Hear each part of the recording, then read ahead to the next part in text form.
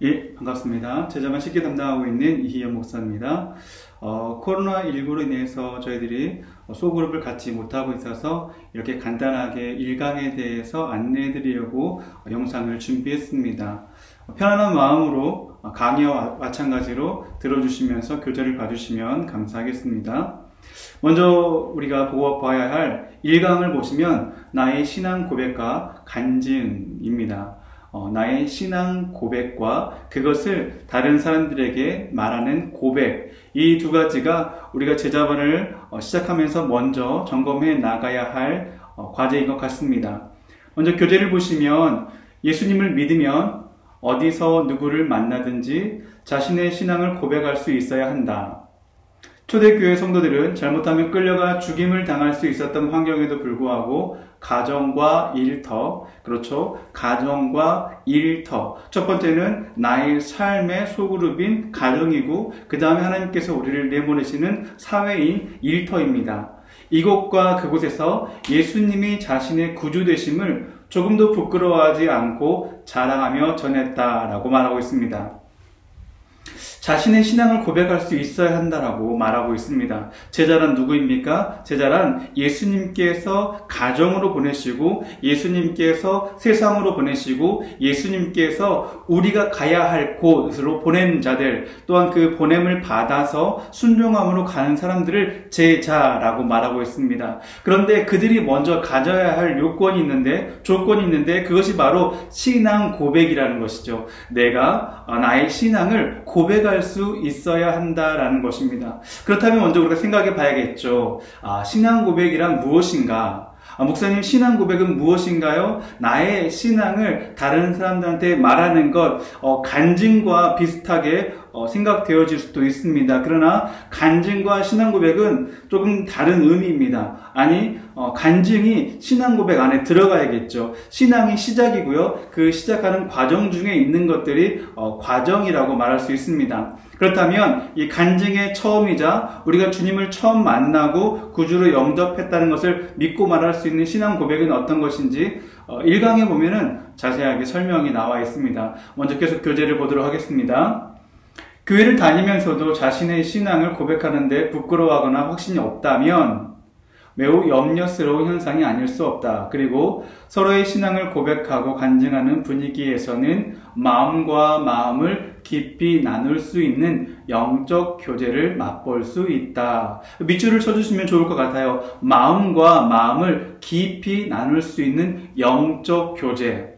우리가 영적 교제라고 생각할 때 쉽게 하나님과 성령님과 나와의 교제를 영적 교제라고 생각할 수 있습니다. 그러나 우리가 늘 교회에서 주님을 만날 수 있는 게 아닐 수도 있어요. 늘 기도하면 성령님의 임재하심을 맛볼 수 없을 때도 있습니다. 그러나 교회에서 늘 만날 수 있는 목사님, 장로님, 권사님, 집사님, 또 많은 사람들, 나와 같은 그리스도인들, 즉 하나님의 자녀된 사람들을 우리가 만날 수 있고요. 그 사람들은 하나님께서 우리에게 보내주신 자 혹은 돕는 자, 또한 그들 가운데에서 사역자로 하나님께서 세워주셨습니다. 그리고 그들을 통해서 우리는 늘 만남을 갖고 실질적인 만남을 갖고 그들을 통해서 우리가 교제를 나눌 수 있다는 것이죠. 어떻게 해요? 내 안에 계신 성령님과 그 안에 계신 성령님이 함께 교제를 나눌 수 있는 듯이 우리가 함께 주님 안에서 성령님 안에서 만남과 교제를 가질 수 있다는 것입니다. 그러니 우리 제자반 10기 여러분들이 먼저 우리 10기 안에서 함께 하시는 그 동역자들 가운데에서 영적 교제를 누리실 수 있어야 합니다. 아마 여러분들 우리 교회 오래 다니셨을 거예요. 그리고 열심히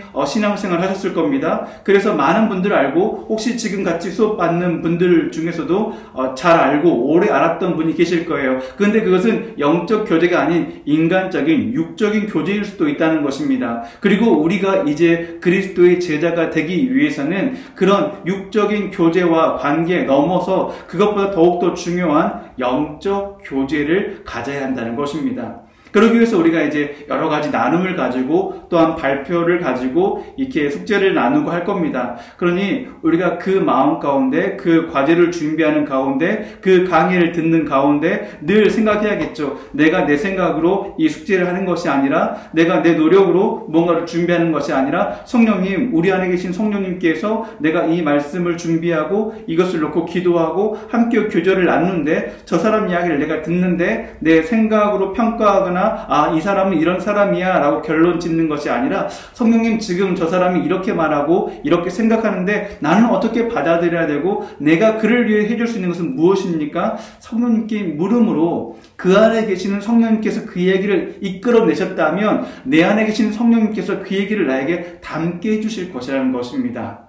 그러니 우리가 서로 영적 교제를 나눌 때 우리는 마음과 마음을 깊게 나눌 수 있습니다. 그것이 바로 주님의 제자가 되는 첫 번째 단계일 수도 있다는 것이죠. 우리가 먼저 우리와 함께하는 자들과 마음을 나누고 영적인 교제를 나눌 때 우리는 그 과정 가운데 함께하시고 역사하시는 성령 하나님을 만날 수 있고 또한 그런 발걸음 가운데 주님이 우리에게 이 땅에 보내시고 맡겨주신 그 모든 사명, 직분들을 깊게 알아갈 수도 있다는 것입니다. 계속 교재 보시면 오늘날 교회가 차가워지는 이유 가운데 하나는 서로 신앙 고백을 나누는 교제가 사라지고 있다는 것이다.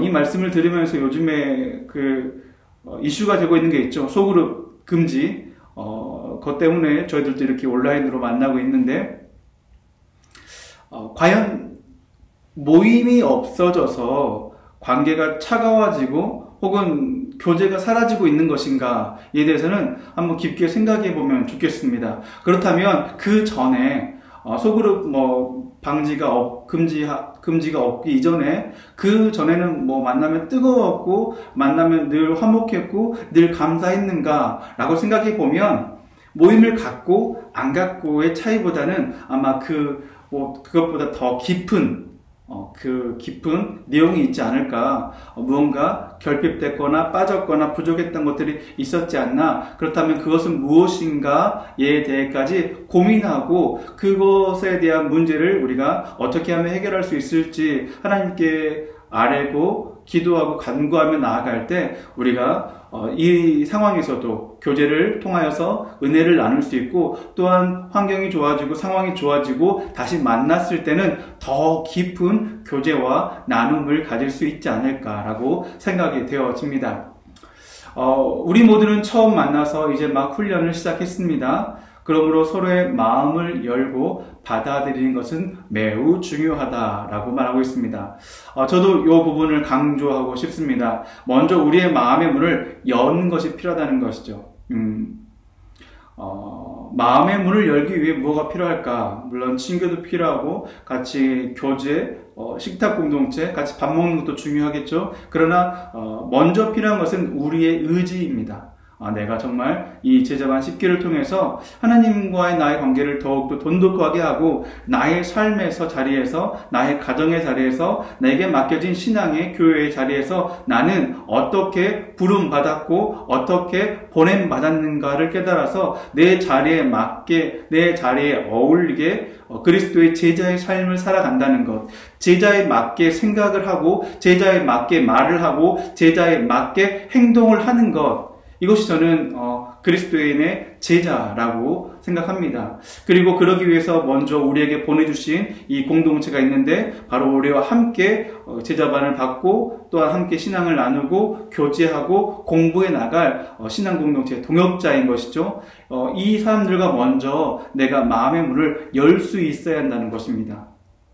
이 사람들과 열지 못하는데 내가 하나님께서 보내신 곳에서 마음을 열겠다 라고 하는 건 조금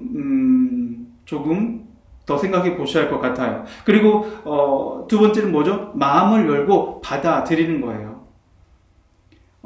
비우면 그 다음에 채워야겠죠. 내 생각을 비웠으면 그 텅 빈 대로 있는 것이 아니라 하나님의 마음을 또한 하나님의 말씀을 내 안에 담아야겠죠. 마찬가지로 내가 우리 공동체 가운데 마음을 열었다면요, 이제 받아들여야 합니다. 먼저 오픈해야겠죠. 그리고 겟해야 됩니다. 그의 생각과 그의 마음과 어떤 그의 장점과 단점까지도 우리가 받아들일 수 있어야 그제서야 영적 교제가 이루어질 수 있다는 것입니다. 이제 솔직하게 각자가 자신의 신앙을 고백하면서 그러니까 일과는 나의 신앙을 고백한다는 것이죠. 누구에게요? 함께 수업받는 우리 클래스 식구들에게요. 다른 형제들의 이야기를 들어보자. 하나님의 자녀들만이 모인 자리에서 체험할 수 있는 기쁨이 우리의 마음을 윤택하게 할 것이다 라고 말하고 있습니다. 뒤이어서 교재 1번을 간단하게 보고 숙제를 내드릴 건데, 오늘 여러분들에게 드린 숙제는 한 주간 동안 우리가 고민하고 또 노력해야 할 숙제는 뭐냐면요, 자기 신앙을 고백하는 것입니다.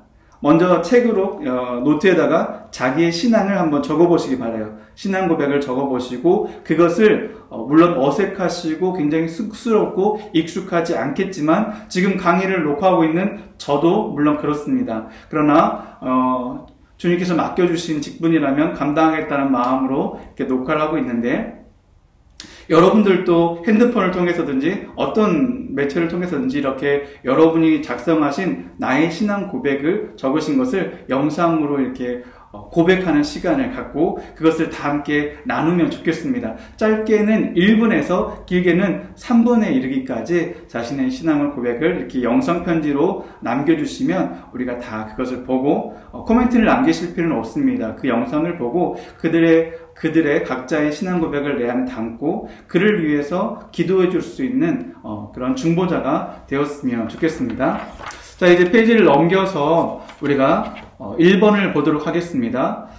사도 바울은 복음을 전하는 중에 필요하다고 생각되면 자신이 어떻게 예수님을 믿게 되었는지에 대해 간증하기를 좋아했다. 밑줄을 쳐주세요. 자신이 어떻게 예수님을 믿게 되었는지에 대해 간증하기를 까지요. 이게 뭐라고요? 이게 신앙 고백이란 무엇인가에 대한 내용입니다. 그러니까 신앙 고백이란 뭐냐면 내가 어떻게 예수님을 믿게 되었는지에 대한 내용이라는 것이죠.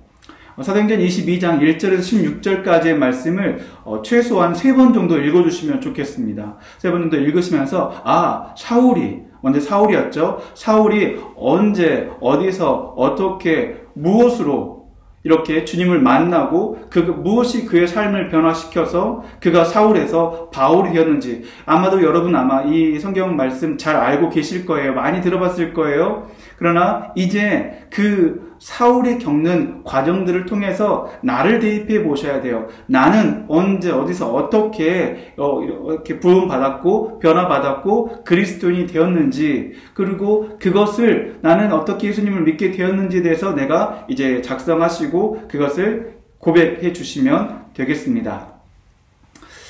이번에 보시면 우선 바울은 자신이 예수님을 만나기 전에 어떤 사람이었는가를 솔직하게 이야기하고 있다. 그 내용이 무엇인가? 3절에서 5절 나와 있죠. 여기 보시면 2번, 3번, 4번이 있는데 여기까지만 우리가 좀 다루고 다음으로 좀 강의를 넘겼으면 좋겠습니다. 자, 2번, 3번, 4번이 뭐냐면 자신이 어떻게 예수님을 믿게 되었는지 신앙 고백을 적는 큰 3대지라고 생각하시면 좋을 것 같습니다. 첫 번째 스텝 1이 뭐냐면 비포예요. 그 전이죠. 그러니까 내가 예수님을 알기 이전, 주님 만나기 이전은 나는 어떤 삶을 살았는지에 대해서 이야기하고 있습니다.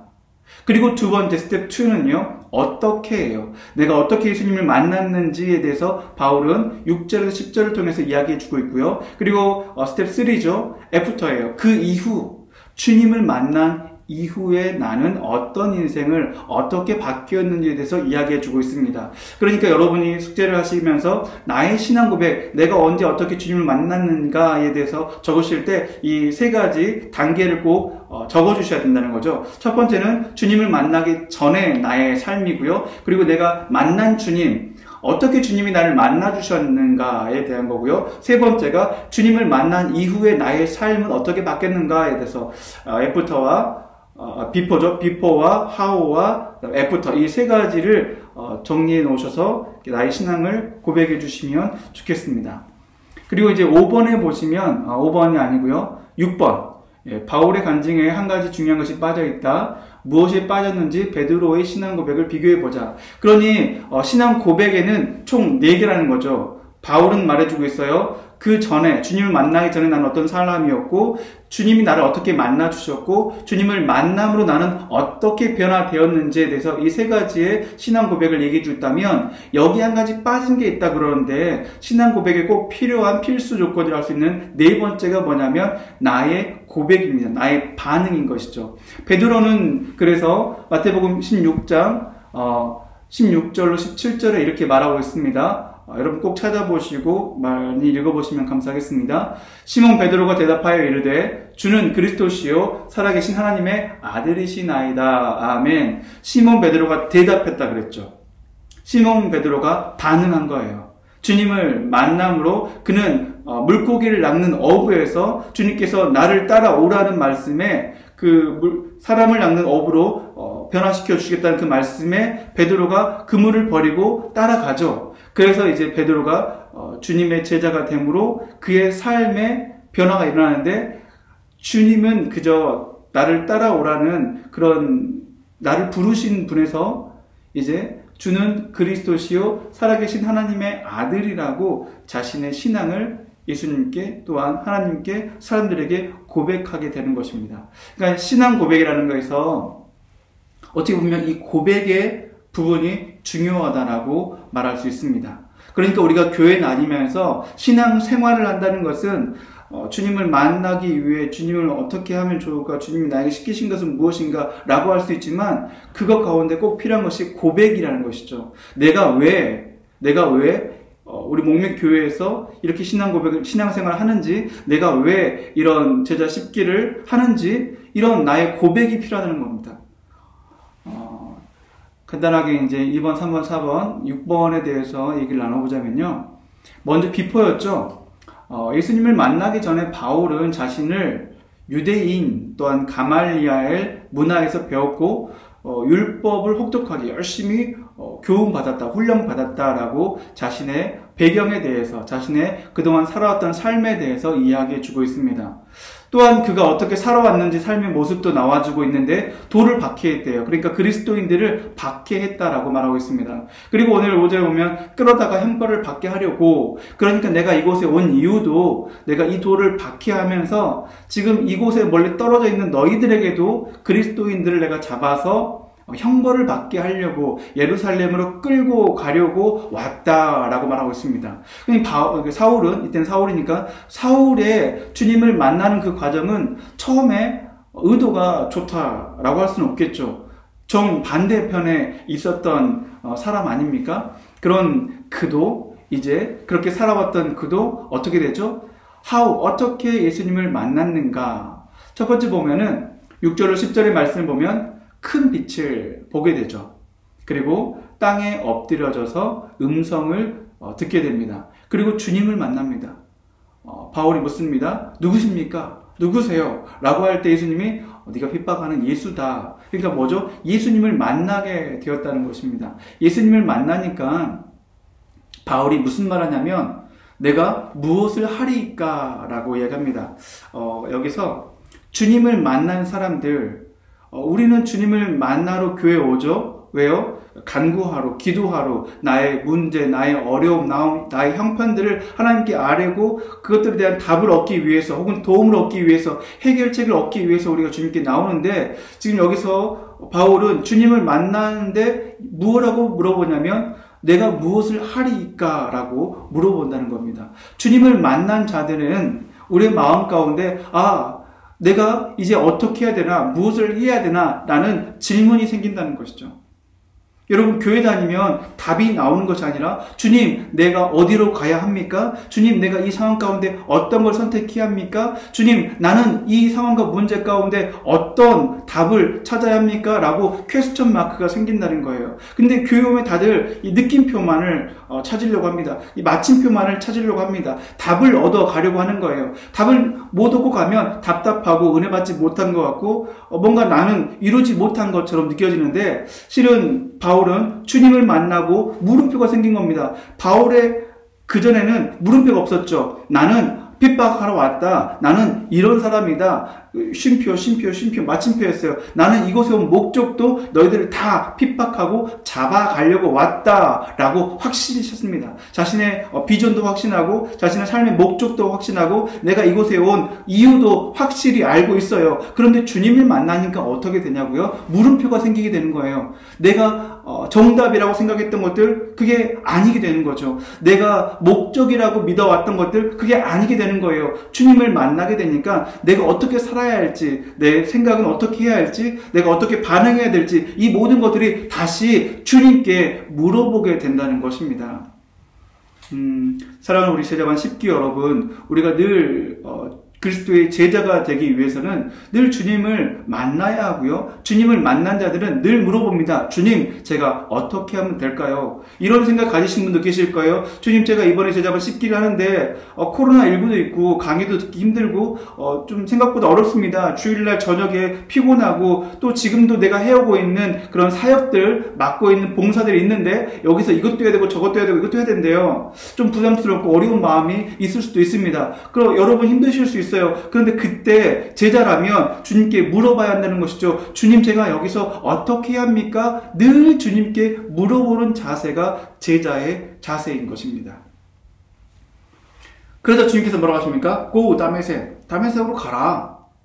주님께서 답을 좀 더 명확하게 주시면 좋을 거예요. 한번 깊게 생각해 보세요. 지금 바울은 어디로 가는 길이었죠? 다메섹 가는 길이었어요. 어떻게 하려고요? 거기에 있는 그리스도인들을 잡아서 연행해서 예루살렘으로 끌고 와서 핍박하려고요. 그런데 그 과정 가운데에서 주님을 만났죠. 주님께 물어봤습니다. 어떻게 하면 좋겠습니까? 나는 어떻게 해야 됩니까? 네가 여기 왜 왔니? 다메섹으로 가려고 왔지? 다메섹으로 가라. 우리가 생각했던 답이 아닐 수도 있습니다. 우리가 원하는 답이 아닐 수도 있습니다. 그러나 바울은 주님이 말씀하시는 대로 자신의 생각과 자신의 어떤 뜻 가운데 명확한 답이 나오지 않았을지라도 일단 순종을 하죠. 여기에 순종이 필요한 겁니다. 그냥 무조건 순종하라 하니까 말씀에 순종하고 목사님 말씀에 순종하고 이런 것들에 율법에 순종하고 이런 내가 깨닫지 않는 그런 순종도 물론 중요하지만 제자의 순종은 주님께서 우리에게 알려주실 때 그 말씀에 일단 순종하는 것. 여러분, 우리가 무엇을 해야 할지, 어디로 가야 할지 모를 때 먼저 잠시 멈춰서서 주님께 꼭 물어보시고 점검하고 체크하는 시간이 필요합니다. 주님께서 친절하게 왜 일로 가야 되는지, 언제 어떤 일이 일어날지 알려주시면 너무 좋겠는데 그러지 않을지라도 그래, 네가 살아왔던 대로 살아가라. 네가 지금 해왔던 대로 그대로 가라. 라고 해주실지라도 우리가 주님이 명령하셨기에 혹은 주님이 말씀해 주셨고 주님이 알려주셨기에 무언가 주님이 이루실 그 뜻을 믿음으로 우리가 순종한다는 것이죠. 여기에는요, 맹목적이 아닌 기대가 있습니다. 내가 저곳을 가는 목적은 이거였는데 이제 주님이 가라 하시니까 주님이 과연 나를 어떻게 그곳에서 사용하실까? 나를 어떻게 보내실까? 나를 어떤 사람들과 만나게 할까? 이런 것들에 대한 기대가 있는 거죠. 그러니까 제자반 10기에도 여러분의 생각과 교회에게는 어떻게 보이고 생각하고 계실지 모르겠지만 주님께서 여러분을 보내셨다면 그 믿음으로 나아가신다면 분명 한강 혹은 이 시간들을 통해서 하나님께서 주님께서 여러분을 위해서 예배해 놓으신 어떤 것이 있다는 것을 기대하시고 함께 나아갔으면 좋겠습니다. 자, 그럼 스텝 3죠. 마지막으로 그는 예수님을 믿고 나서 어떤 사람이 되었는가 말하고 있다. 애프터. 물론 이제 이 결과만 가지고 말씀하신 분도 있습니다. 예수님 믿는 사람이 이렇게 살아야지, 예수 믿는 사람이 이렇게 생각하고 이렇게 해야 되는 거 아니야? 라고 생각하는 게 있는데 이 애프터 전에가 뭐였다고요? 그 전에 살았던 비포의 삶이 있고 주님이 나를 어떻게 만나 주셨는지 하우가 있고 그 과정들이 있은 후에 애프터가 있어요. 그러니 우리가 너무 마음을 급하게 먹으면 안 된다는 거예요. 우리가 자꾸 애프터만 보려고 하는 거예요. 주님을 만났으니까 나는 이렇게 살아가야겠지. 주님을 만났으니까 이런 사람이 되지 않겠어? 이런 모습이 나타나지 않겠어? 아니, 믿음이 없다면, 주님을 만나지 않았다면 너무 무리하지 않으셔도 돼요. 주님을 만나면 자연스럽게 되는 것들이 있거든요. 주님께서 나와 함께 하시면, 나의 삶의 주인이 되시면 우리가 자연스럽게 변화되어지는 것들이 있거든요. 그러니 그것들을 우리가 인위적으로 너무 먼저 앞서 가려고 하실 필요는 없는 것 같아요. 그 전에 먼저 필요한 것은 나의 삶을 돌아보고 그 나의 삶 가운데 주님이 어떻게 인지하시고 역사해 주시는지 그것들을 내가 깊게 묵상한 다음에 그 묵상을 통한 후에 내가 깨달아지는 것, 성령님이 나를 인도해 주시는 것, 애프터가 있으니까요. 바울은 어떻게 하고 있습니까? 13절에서 15절에 보면 다시 보게 됩니다. 다시 바라보게 되죠. 그리고 하나님의 뜻을 알게 됩니다. 봤던 하늘이에요. 눈이 멀었는데 그 하늘을 다시 바라보게 되니까 이제 하나님의 뜻을 알게 된다는 거예요. 하나님의 뜻을 알게 된다는 것은 그리스도인들에게, 특히나 제자들에게 참 중요한 것 같아요. 왜냐하면 어떤 일을 시켰을 때 그 일의 목적을, 그 일의 끝을 알고 하는 것과 모르고 하는 것에는 굉장히 큰 과정들의 어려움이 있거든요. 여러분이 신앙생활을 하는 것에 있어서 우리가 하나님의 나라에 가는 과정으로 이 땅을 믿음을 가지고 신앙생활을 해 나가는 것과 하나님을 알지 못하고 그저 남들이 다 하니까, 이렇게 한다고 하니까 맹목적으로 따라갈 때, 시험에 내게 닥쳤을 때 그 내 마음에 받아지는 어떤 어려움들은 이로 비교할 수가 없습니다. 제가 늘 말하지만 고난 가운데 여유로움을 가지고 웃는 분들이 계셔요. 나보다 더 힘든데도 그 과정을 감사함으로 받아들이시는 분들이 계십니다. 저는 그분들이 이 애프터 이후의 삶을 살고 계신다고 생각을 해요. 내 앞에 문제와 어떤 상황이 하나도 변화되지 않았지만 그럼에도 불구하고 내가 만난 하나님을 분명히 아는 거예요. 내가 어떤 인생이었는데 하나님 나를 어떻게 변화시켜 주셨는지를 아시니까 내 이후의 삶을 살아갈 수 있는 것이죠. 흔들림 없이 확신을 가지고요. 하나님의 뜻을 알게 됐는데 그가 보고 듣고 했다고 합니다. 그러니까 하나님의 뜻을 알게 되는 건 두 가지의 방법이 성경이 말해주고 있는 거죠. 먼저 보는 것이고 두 번째로 듣는 것이에요. 그러니까 우리가 늘 주님을 보기 위해서 영의 눈을 뜨고 주님의 전에 나와서 말씀을 보고 또 기도하는 가운데 하나님의 말씀을 듣고 성령님의 음성을 들을 수 있는 것, 늘 말씀을 보고 듣는 것, 또한 설교 말씀을 듣고 보는 것, 또한 말씀을 내가 큐티하면서 내 마음속으로 묵상하면서 그 말씀을 받아들이는 것, 내 안에 담는 것, 이런 과정들이 우리가 하나님 뜻을 알게 되어지는 방법 중에 하나라는 것이죠. 하나님의 뜻을 알게 되니까 어떻게 됩니까? 주님이 그에게 내 증인이 되라 라고 말씀하십니다. 그러니까 하나님의 뜻을 알게 되니까 하나님의 증인이 되는 거예요.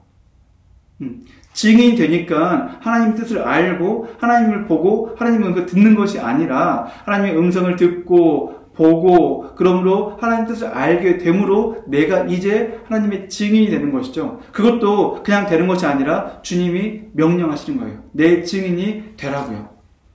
증인의 삶은 어떤 삶입니까? 성경은 이렇게 말하고 있죠. 이제 세례를 받고 죄를 씻으라. 하나님의 증인의 자격이라고 생각할 수도 있겠고 증인의 삶의 모습이라고 생각할 수 있겠습니다. 우리는 그리스도인으로서 또한 제자반으로서 당연히 예수 그리스도의 증인입니다. 왜냐하면 주님을 만났기 때문에, 그리고 변화된 애프터의 삶을 살고 있기 때문에, 그러니까 우리의 삶의 모습들 중에 나타날 것이 세례를 받는 것이죠. 하나님의 자녀임을 다른 사람들에게 또한 나에게 고백하는 것이고 내 죄를 씻으라는 것이죠. 이것은 여러 가지 의미 있겠지만 죄 씻음의 부분에서 좀 더 깊게 나누도록 하겠습니다. 5번에 보니까 이제 예수님을 믿기 전에 자기 형편, 예수님을 믿게 된 과정, 예수님을 믿은 다음에 일어난 변화, 자기 형편과 과정과 변화, 이 세 가지 꼭 기억하시고 여러분의 신앙 고백을 발표해 주시면 좋겠습니다. 6번에 가장 중요한 게 있다고 그랬죠? 자기 고백. 자기 고백입니다.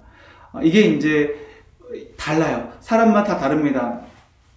큐티를 해보면 큐티를 말씀을 듣고 내 안에 깨달아지고 내가 밖으로 나타나는 게 다르듯이 나의 신앙 고백이 다 달라요. 우리가 만난 주님이 다릅니까? 아니, 똑같죠. 우리가 만난 주님 다 똑같아요. 우리 안에 역사하신 성령님 다 똑같죠? 그런데 내 삶에 고백되어지는 내 말과 내 행동과 태도와 내 인생이 다 다르다는 거죠. 이거 마찬가지로 나의 신앙의 고백도 다 저마다 조금씩 다른 부분이 있습니다. 공통된 부분이 있고 차이점이 있어요. 제가 지난 주일날 이게 첫 번째 우리 큐티를 해봤는데 공통점과 차이점이 어렵다고 하시더라고요.